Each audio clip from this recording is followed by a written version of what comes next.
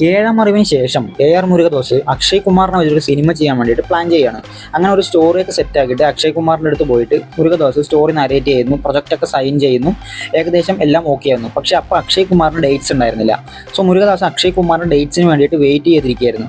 ആ സമയത്താണ് തമിഴിൽ വിജയ് മണിരത്നം കൊണ്ടൊരു സിനിമ ചെയ്യാൻ വേണ്ടിയിട്ട് പ്ലാൻ ചെയ്യുന്നത്. പക്ഷേ ആ സിനിമ പെട്ടെന്ന് ഡ്രോപ്പ് ആവുന്നു. അങ്ങനെ വിജയുടെ അച്ഛനായിട്ടുള്ള SC ചന്ദ്രശേഖർ AR മുരുകദോസിനെ വിളിച്ചിട്ട് പറയാണ്, പിന്നെ വിജയുടെ ഡേറ്റ്സ് ഫ്രീ ആണ്, അപ്പോൾ എന്തെങ്കിലും കഥ ഉണ്ടെന്നുണ്ടെങ്കിൽ വിജയുടെ അടുത്ത് നരേറ്റ് ചെയ്യാം എന്ന് പറയാണ്. അപ്പോൾ മുരുകദോസ് കിട്ടിയ ചാൻസ് പാഴാക്കണ്ട എന്നുള്ള രീതിയിൽ വിജയുടെ അടുത്ത് ചെന്നിട്ട് കഥ പറയുന്നു. സോ അക്ഷയ് കുമാറിനോട് പറഞ്ഞ് ഓക്കെ ചെയ്ത് വെച്ചിട്ടുള്ള, പക്ഷേ അക്ഷയ് കുമാർ ഡേറ്റ്സ് കിട്ടാതിരുന്നത് കൊണ്ട് മാറ്റി വെച്ചിട്ടുള്ള ആ ഒരു സ്റ്റോറി ചെന്നിട്ട് വിജയുടെ അടുത്ത് പറയാണ്.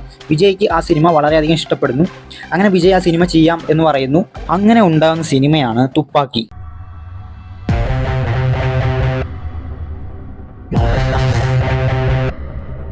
2012 ദീപാവലിക്ക് റിലീസായിട്ടുള്ള തുപ്പാക്കി വിജയുടെ കരിയറിലെ തന്നെ